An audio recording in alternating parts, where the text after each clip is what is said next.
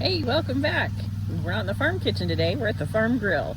It's the end of wheat harvest and we just finished double cropping the beans. So we're doing a little sit down lunch for our farm crew today and we are grilling. First, I got some hamburgers on here. Just a little sprinkle of salt. Get those going, and I got some brats too.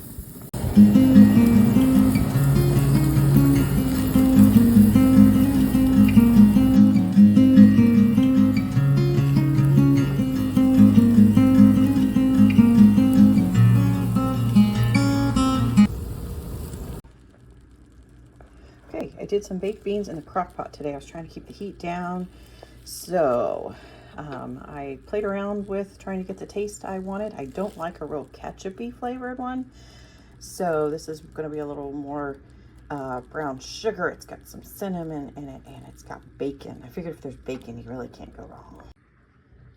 And for our cold dessert today, we made a Jell-O cake. Does anybody remember that? I remember these from when I was a kid. It's a white cake, poke holes in it, pour strawberry Jell-O over it, let it chill, and then put whipped topping on. Cool and refreshing.